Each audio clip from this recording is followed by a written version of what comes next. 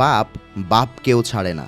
ঢাকা থেকে ৮,০০০ কিলোমিটার দূরে বসেও খালার পাপের বোঝা টানছেন টিউলিপ সিদ্দিক। ক্ষমতাচ্যুত প্রধানমন্ত্রী শেখ হাসিনার ভাগ্নির বিরুদ্ধে প্রমাণিত হচ্ছে একের পর এক মামলার অভিযোগ। সম্প্রতি দুর্নীতির মামলায় যুক্তরাজ্যের লেবার পার্টির এমপি ও সাবেক মন্ত্রী টিউলিপ সিদ্দিককে ৪ বছরের কারাদণ্ড দিয়েছেন বাংলাদেশের আদালত। এটি টিউলিপের বিরুদ্ধে দ্বিতীয় কারাদণ্ডাদেশের রায়। গেল বছরের শেষ দিকে আরেকটি দুর্নীতির মামলায় তাকে ২ বছরের সাজা দেওয়া হয়।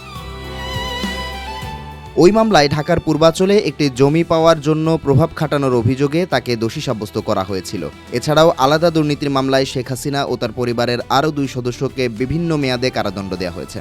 ঢাকায় রায় ঘোষণার পর কুইন অফ কারাপশন বা দুর্নীতির রানী টিউলিপ স্লোগানে মৌন মিছিল করেন লন্ডন প্রবাসীরা। যদিও রায়কে অন্যায্য বলে এর কঠোর সমালোচনা করেছে টিউলিপের দল লেবার পার্টি।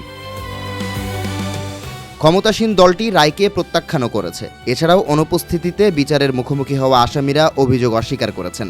বিবিসির প্রতিবেদনে উঠে এসেছে এই তথ্য। টিউলিপের সাজার জবাবে লেবার পার্টির একজন মুখপাত্র বলেছেন, এই মামলায় টিউলিপ সিদ্দিককে ন্যায্য আইনি প্রক্রিয়ার সুযোগ দেওয়া হয়নি। ব্রিটিশ এমপির বিরুদ্ধে আনা অভিযোগের বিস্তারিত তথ্য তাকে কখনো জানানো হয়নি। টিউলিপের আইনজীবী টিম বাংলাদেশি কর্তৃপক্ষের কাছে বারবার অনুরোধ করা সত্ত্বেও এমনটি করা হয়েছে। দলটির মুখপাত্রের দাবি, কোনো ব্যক্তির বিরুদ্ধে অভিযোগ আনা হলে তাকে সর্বদা আইনি প্রতিনিধিত্ব করার অধিকার প্রদান করা উচিত। যেহেতু এই মামলায় তা ঘটেনি, তাই লেবার পার্টি এই রায়কে স্বীকৃতি দিতে পারে না। রায়ের প্রতিক্রিয়ায় টিউলিপ এই প্রক্রিয়াটিকে শুরু থেকে শেষ পর্যন্ত ত্রুটিপূর্ণ ও প্রহসনমূলক বলে বর্ণনা করেছেন।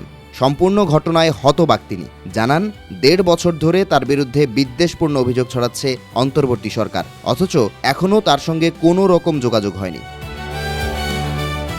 তবে টিউলিপ ইস্যুতে লেবার পার্টির সঙ্গে মতবিরোধে জড়িয়েছে ব্রিটিশ সরকার। কারণ কিয়ার স্টারমার প্রশাসনের পক্ষ থেকে পাওয়া গেছে ভিন্ন মন্তব্য।